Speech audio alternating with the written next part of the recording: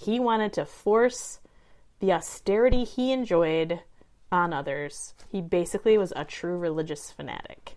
Like, he lived a life, and he wore no shoes. He wore a rough linen hair shirt, tunic. You know, like St. Francis. Yes, he took a vow of poverty, for sure, and he thought everybody should live the same way.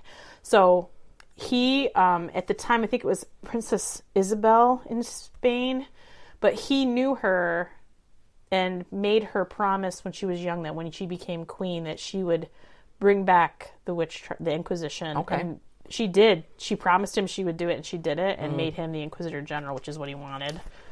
And he was the worst kind, though, because he didn't do it for the money. He did it for the fanaticism of it. Like, he enjoyed it.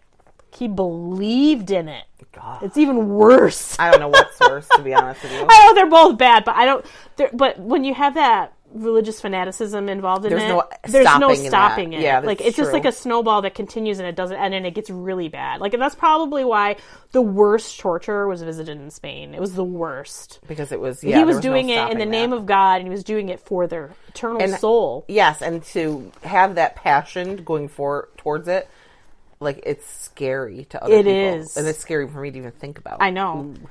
Some of the ways he liked to torture people. Oh, God. We're going through some of the lovely torture methods. They had torture chambers that didn't have any windows, and people were tied to the wall. But something called strappado. Oh, no. And this is when the accused hands were tied behind their back, and then a rope would then be tied to their bound wrists and passed over a pulley, a beam, or a hook. Oh, no.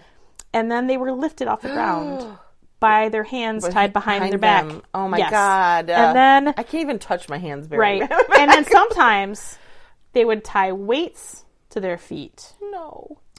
And this causes the limbs to become unjointed.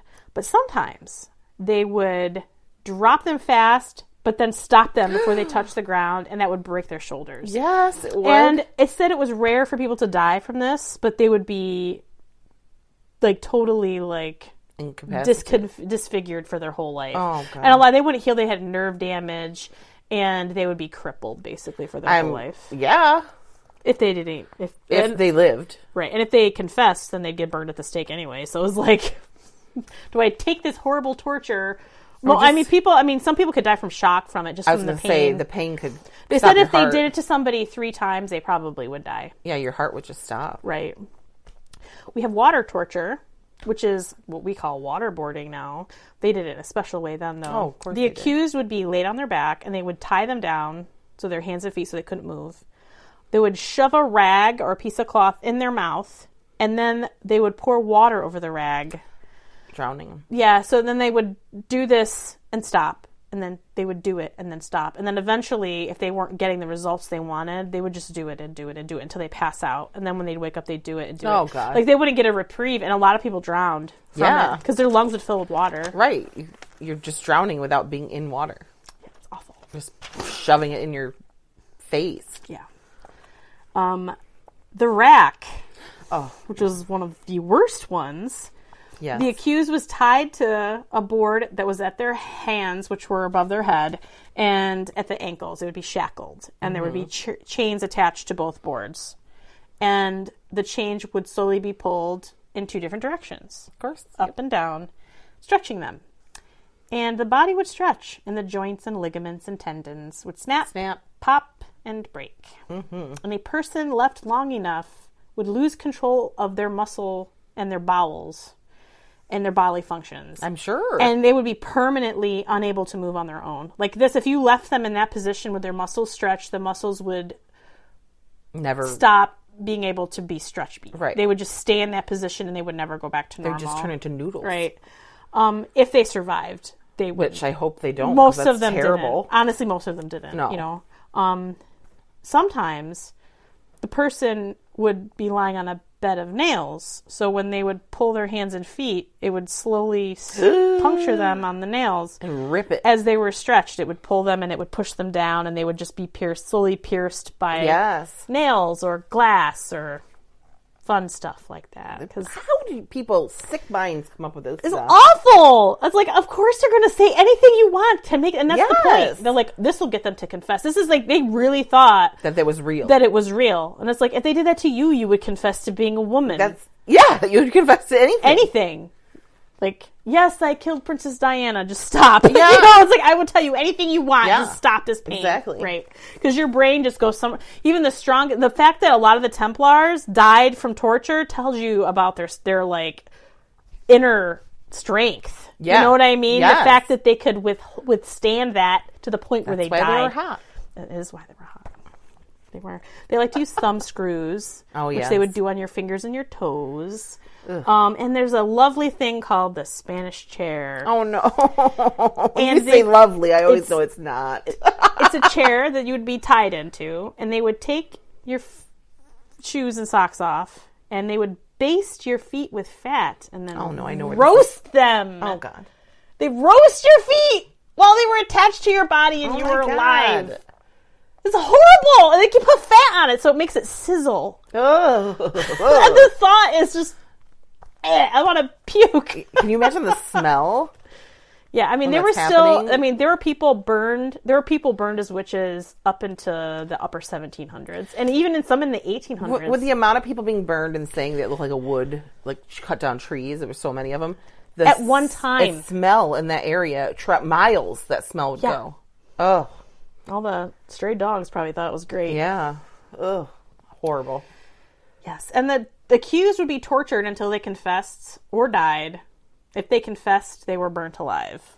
And this was true throughout of Europe. So you're going to torture you till you confess, but then we're going to burn you with the stake. Yeah. So it was like you were going to die either way. But you're going to get tortured till you died. Anymore. And as you get to a point where you're like... Just burn me. Yeah. And eventually they did just burn them alive. They just tied them up and set them on fire. Ugh. Hopefully you died of smoke inhalation before... Right. Or just had a heart attack and right. died on the my God. or something. So now I'm going to go into a couple of things that were in the Malleus Maleficarum that were interesting. Okay. Yes. And according to the Malleus Maleficarum, German witches could hide a man's penis in her belly.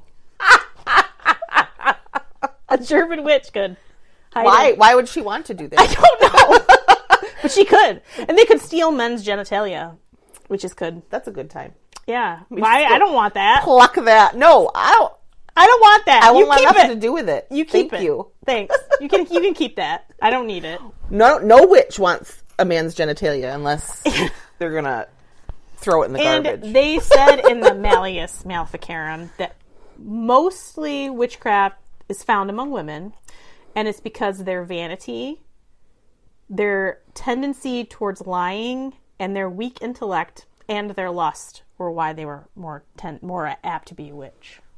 Because we have a uterus or weak intellect. We're weak intellect, and we have a tendency towards lying. I'm reading this, I'm like, I want to punch these guys in the face, but they're dead. I hate them.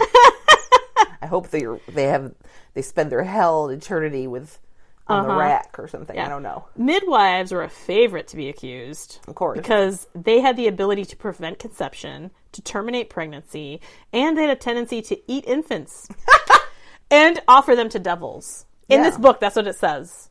Because your midwife's going to eat your baby if it's born dead, for sure. And if it's alive, then they're going to give it to the devil. Well, yeah, and then the devil does what he wants with it. He makes them eat them, because that's what they do. Witches eat babies. Yes. That's what we like to fatten them up at Halloween with the candy. That's like the worst thing you could think of, is eating a baby. I know. There's nothing worse than that. So that's why witches eat babies. Yeah. And that's why they made people scared. I have a baby. I don't want a witch to come and eat my baby. It's like, nobody does that. No one wants to eat your baby. They probably just want to snuggle it. They may drop it, but that's not on purpose. They're not going to try to eat it. Witches, they would make a formal pact with the devil and copulate with the incubi of the devil. This is how you become a witch. What do you mean, the incubi? Which is just a bunch of different devils or incubi. Gotcha. Incubus and succubus. Incubus, yeah. Incubi are the okay. plural. Okay, yes. Yeah, makes sense. They can possess another person's body. They can make sex organs disappear. It's so funny to me. They can fly on sticks and, like, I say teleportation, but it's that other word that they use that I don't like to say because it's stupid. Something.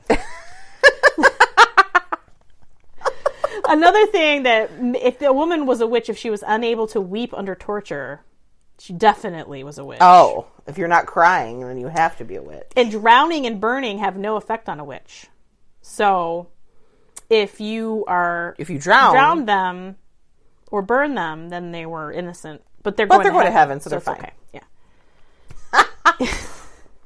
The confession and the implication of others was like the most important thing for them. So because they get more money when they do that. They do. Just keep getting more money. Yep. It helps give them validity to what they're doing, so I can go for the next place and get more money. And because like all of these trials and stuff were like sanctioned by the church, there's tons of records. You can go through and read testimony of what people said these women did. It's and crazy. These women admitted to it because they were tortured, and they said, like, I did this and I did that. And I'm like, you didn't do that. No. And here's the thing. And just think about the Puritans and stuff. And why women have been feared as witches, which really just means wise women because we're smart. But it all comes down to the fact that men are afraid of us in general. And it's always still to this day, there's lots of men that are afraid of women.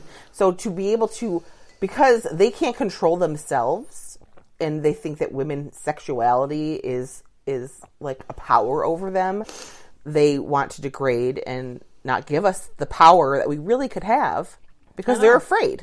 And I think a lot of it, this book I read was very pro-feminist. Oh, and it's so funny. One of the people, like, I got it. It was a 99-cent book on Kindle, so you should go out and get it because it's cheap. It's cheap. It was long, and some of it I skimmed through because I'm like, I don't need to read this testimony. It's just like the same thing over and over and over again. I'm like, I don't need to hear this. This is awful. It's just terrible. I only can hear and it's so all much. in old language, and it's really hard to read anyway. Yeah. I bet. But like one of the, you go down to the reviews, and this guy wrote this huge review about how it was horrible feminist tripe, and he's going on and on about, I'm like, because that's what it was. Yeah. And it made me want to read the book. You're like, because it pissed you off, I want to read it. This guy was so mad because it talked about how these women were just accused because they were women. I'm like, but that's what it is. And it all comes down to the fact that men are afraid of women. This was definitely written in a feminist perspective. I'm like, yeah, it should be. Yeah. Is it feminist or is it just, that's what happens? It's the history of it, dude. That's the whole point of feminism. I wish I could have given this guy's review a bad review. Did you find this helpful? Nope. Yes, it made me want to buy even more. It did. Yeah, actually. I was like, I totally have to read this book now. This guy got like mad. He wrote like, I didn't even read the whole review. It was that long. I was like, holy shit. It was like longer than the book. Talk about being insecure in your masculinity, right? For sure. But I mean, like, a lot of it started because, like we talked about in Halloween, like everything started where it was female centric. Like they worshipped the moon phases, which like in all of the old pagan religions, the moon phases were the woman. Yeah, the goddess. The waxing, waning, the waxing moon, the full moon, and the waning moon, which symbolize the different seasons of a woman. You know, where she's you think about how because our cycles go along with the same thing.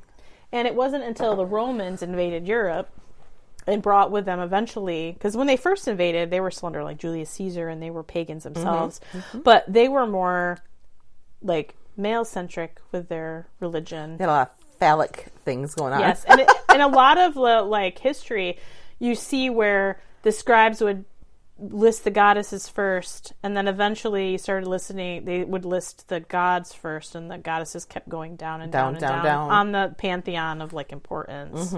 And it just, you see like it was starting to flip. And a lot of that had to do with the Christianity coming in, and it was male-centric, and it was very much anti-woman. Yeah. Like you have to serve your husband. You can't disobey your husband. In the Old Testament, women weren't allowed to go to church unless they had their hair covered. Yeah. I mean, it was and really... there's still people that go to... I mean, Catholic Church, just growing up in a Catholic... Still women that go to church and they have to wear a veil. To this day, that's what the Old Testament says. Yeah. If you're going by what stuff in the Old Testament, you should go by stuff in the Old Testament. So, I mean, that's one of the things where a woman wasn't allowed to speak in church. She wasn't allowed to teach. Oh, yeah. Women haven't been able to own... I mean, just how much that the church and religion had in... has affected everything. Everything, yes. Even government. Laws, yeah. Like, I mean... Women not be able to vote. Women not be able to own property. Right. Women not be able to do women being anything. Part of their men's... They were property of their husband. Yeah. I mean, that's just insane.